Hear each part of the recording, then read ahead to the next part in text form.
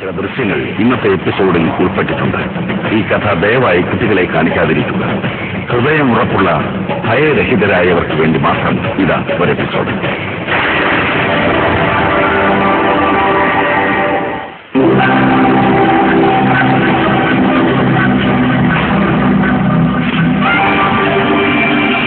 അരുത്, ഇത് മതത്തിനു വേണ്ടിയെന്ന് നിങ്ങൾ പറയരുത്.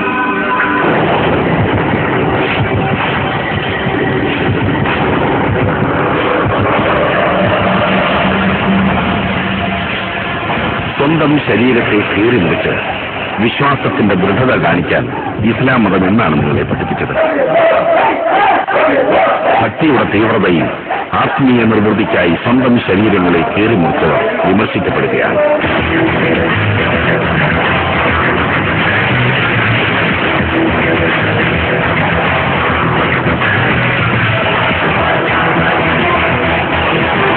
കുത്തറാത്തീബ് നിരോധിക്കണം എന്ന ആവശ്യം മുസ്ലിം സംഘടനകളിൽ നിന്ന് തന്നെ ഉയരുന്നു. അതേസമയം നൂറുകണക്കിന് ആളുകളുടെ മുന്നിൽ വെച്ച് ആഴത്തിൽ കീറിമുറിക്കുന്ന ശരീരങ്ങൾ ഉടനടി എങ്ങനെ മുറി ഉണങ്ങി ഭേദമാകുന്നു എന്ന ചോദ്യം പിന്നെയും ബാക്കിയാവും.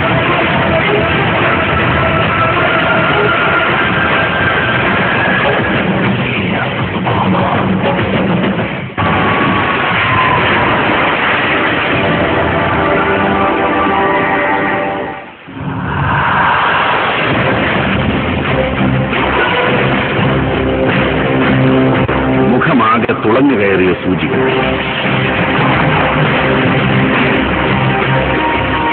നെഞ്ചിൽ ആഞ്ഞിറങ്ങിയ കഠാരങ്ങൾ,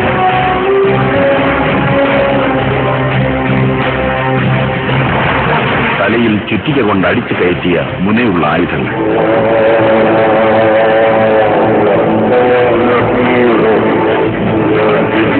വയറു കീറിപ്പിളർന്ന വാളുകൾ,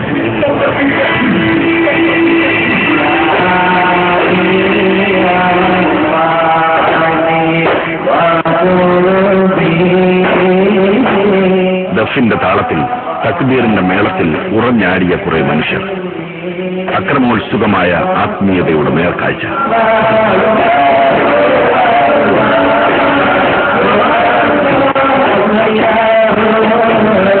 കോഴിക്കോട് കൊടുവള്ളിയിൽ നടന്ന കുത്തറാത്തീബ് രാവേറെയാകും വരെയും തുടർന്നു.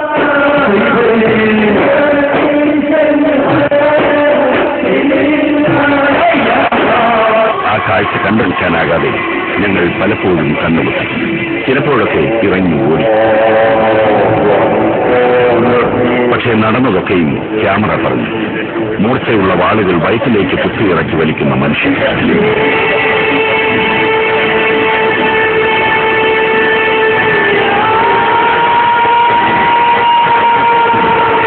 നാവറുത്ത് വെള്ളത്തിലെത്തും കണ്ണുകൾ കുത്തിയെടുത്തുമൊക്കെ അവർ അട്ടഹസിക്കുന്നത് കണ്ടു നിൽക്കാനാവാതെ ഞങ്ങൾ ക്യാമറ താഴ്ത്തി കണ്ണും പൊത്തി നിന്നു.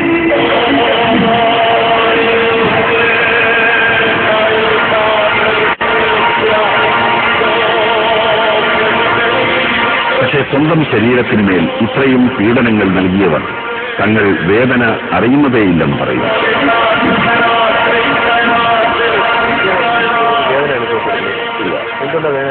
നമ്മളൊരു ആത്മീയമായ ഒരു ഇതായതുകൊണ്ട് അതിന്റെ ആശങ്കയൊന്നും അറിയില്ല. എങ്ങനെ ഈ പെട്ടെന്ന് മുറിവുകളും ഇതൊക്കെ പൊറുക്കുന്നത് എങ്ങനെയാ? മുറിവുകൾ വേദനയില്ലല്ലോ ആ സമയത്ത്. നമ്മൾ കിട്ടുന്നത് നമ്മളെന്തെങ്കിലും ഒരു ലയിച്ച് പോവാ ഈ സംഭവത്തിൽ. കടാരങ്ങളുടെ കുത്തിയാലേക്ക് അതൊരു വേദനയോ മറ്റുള്ള യാതൊന്നും ഉണ്ടാവില്ല. താങ്കൾ എന്താ ഇത് ചെയ്യാനുള്ള പ്രചോദനം എന്താ? എന്തിനു വേണ്ടി താങ്കൾ ചെയ്യുന്നത്? ദൈവത്തിന്റെ ഞങ്ങളുടെ ബഹുമാനപ്പെട്ട എന്റെ ഉസ്താദിന്റെ ശക്തിയാണ്.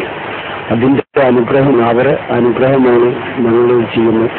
അതുകൊണ്ട് ഞങ്ങൾ ഈ ആയതെടുത്ത് എങ്ങനെ ഞങ്ങളുടെ ശരീരത്തിൽ എന്ത് വലിയ മുറിവ് ആക്കിയാലും അത് ഞങ്ങൾക്ക് യാതൊരു ആപത്തുകളോ മറ്റുള്ള യാതൊന്നും ഉണ്ടാവില്ല. തങ്ങൾ അടുത്തുണ്ടെങ്കിൽ ഇതല്ല ഇതിനപ്പുറവും ചെയ്യാൻ തയ്യാറെന്ന് സംഘാംഗങ്ങളുടെ അഭിപ്രായം. ഭയമേതുമില്ലാതെ സ്വയം ലയിച്ച് ചെയ്യുന്ന ഒരു കർമ്മമാണ് സൈന്യം. ഇല്ലാത്തൊരു സമയത്ത് ചെയ്യാനെ കുറിച്ച് ആലോചിച്ചിട്ടുണ്ടോ? ഉസ്താദിന്റെ അനുമതി കിട്ടുകയാണെങ്കിൽ ചെയ്യും. അപ്പൊ ഞാൻ ഇങ്ങനെ ചെയ്യുന്നതിന് പിന്നെ ദിക്കറിന്റെ ശക്തിയാണോ അതോ വേറെ എന്തെങ്കിലും? അതെ, ദിക്റിന്റെ കാരണം ഞങ്ങൾക്കതൊരു പിന്നെ ഞങ്ങളുടെ ശരീരത്തിന് വളരെയധികം ഒരു പ്രത്യേകത രൂപപ്പെടുകയാണ്. ഈ മജ്‌ലിസിലാണ്, ബഹുമാനപ്പെട്ട ഷെയ്ഖുമാരുടെ മജ്‌ലിസിലാണ് ഞങ്ങൾ ഈ പരിപാടികളൊക്കെ നടത്തുന്നത്. അപ്പോൾ അവരുടെ അനുഗ്രഹവും എൻ്റെ ഈ ബഹുമാനപ്പെട്ട തങ്ങളുടെ അനുഗ്രഹം കൂടിയാണ് ഞങ്ങൾ ഇത്തരം ഇതുകൾ ചെയ്യുന്നത്. നിങ്ങളിങ്ങനെ കാണുന്നത് നിറയെ ചോര ഒഴിച്ചിട്ട് ഇങ്ങനെ വേറെ കയറിയ രൂപത്തിൽ ഇപ്പൊ ആ ഒന്നും കാണാനില്ല, കുറച്ച് പാടുകൾ മാത്രമുണ്ട്. എങ്ങനെ പെട്ടെന്ന് ചെയ്തത് എങ്ങനെ?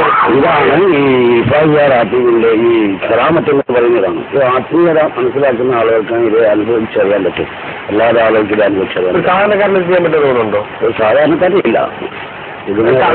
താങ്കൾ ഉന്മാദ അവസ്ഥ പോലെയായിരുന്നു ഇങ്ങനെ ഈ കടാര വെച്ചിട്ടും വാള് വെച്ചിട്ടും. അപ്പൊ എന്താ തോന്നിയത്? അത് നമ്മളിങ്ങനെ ആത്മീയതയിൽ ലക്ഷ്യം വരാം.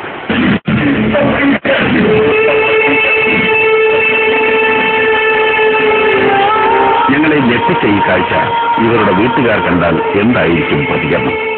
അവർ ഈ കഴിവിൽ അഭിമാനിക്കുകയാണെന്നാണ് ഇവരുടെ വാദം.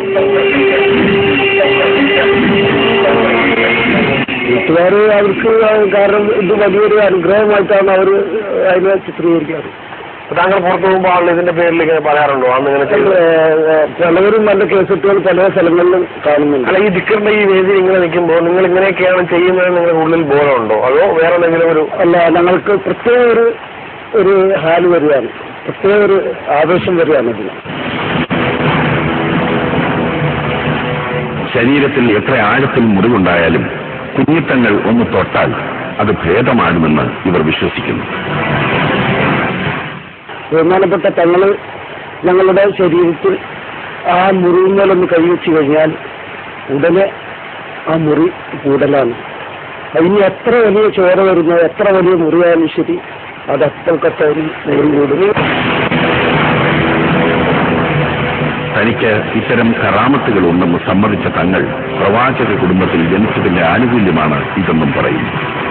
റസൂലുള്ളാഹിന്റെ പരമ്പരയിൽപ്പെട്ട കുടുംബം. അപ്പൊ അതിൻ്റെതായ ഒരു ചെറിയൊരംശം തന്നെ ഞങ്ങൾക്ക് ഉണ്ടാവുന്നുള്ള വിശ്വാസമാണ് ഞങ്ങളിപ്പോ കൊണ്ടത് എന്നുള്ളത്.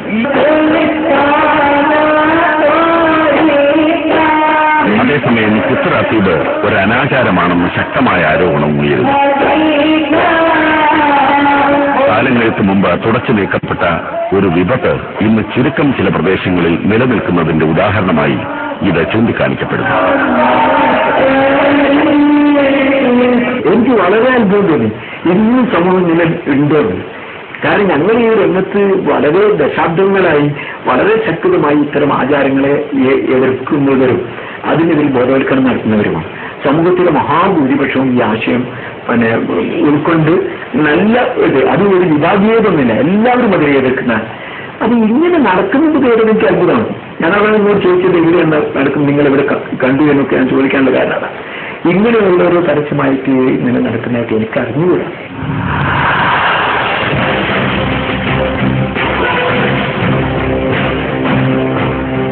പ്രവാചക പൗത്രന്മാരുടെ രക്തസാക്ഷിത്വവുമായി ബന്ധപ്പെട്ട് ഷിയ മുസ്ലിങ്ങൾക്കിടയിൽ കുത്തറാത്തീവ് പോലെ ഒരു അനുഷ്ഠാനം ഉണ്ട്.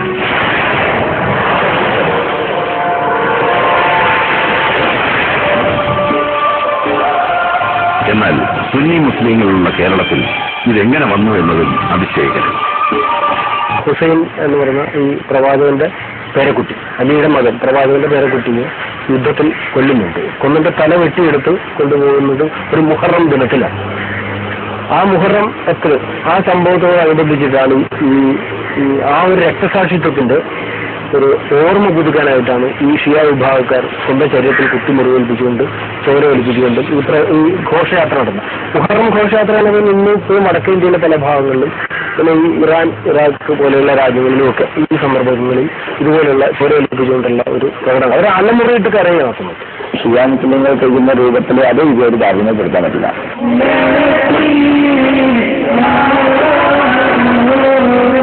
ആത്മീയ നിർവൃതിയിൽ അനുഷ്ഠിക്കുന്ന ഒരാചാരമാണ് കുത്തറാത്തീവ് എന്നതിനെയും പലരും എതിർക്കുന്നു.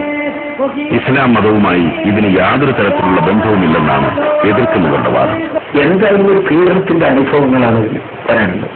ഭീകരമായി സാധാരണക്കാരനെ, പാവപ്പെട്ടവന്, വിവരമില്ലാത്ത ആളുകളെ, ദുർബല മനസ്സുള്ള ആളുകളെ ഭീതിപ്പെടുത്തിക്കൊണ്ട് അതിൽ നിന്ന് ചൂഷണം, അതിന്റെ പിന്നിൽ നടക്കുന്ന ചൂഷണമാണ്. അപ്പൊ ഇങ്ങനെ ഒരു പീഡിപ്പിക്കുന്ന സമ്പ്രദായം എവിടെയില്ല. മതകർമ്മങ്ങളിലേ പീഡിപ്പിക്കുന്നതില്ല. സാധിക്കുന്ന കാര്യങ്ങൾ അവരുടെ വിശ്വാസാനുഷ്ഠാന കർമ്മങ്ങളിൽ വരുത്തിരിക്കുക. അതിനപ്പുറം ലായുക്കല്ലിഫുല്ലാഹുനില്ല. ഒരു മനുഷ്യന്റെ കഴിവിൽപ്പെടാത്ത ഒരു കാര്യവും അവരെ നിർബന്ധിക്കുന്നില്ല.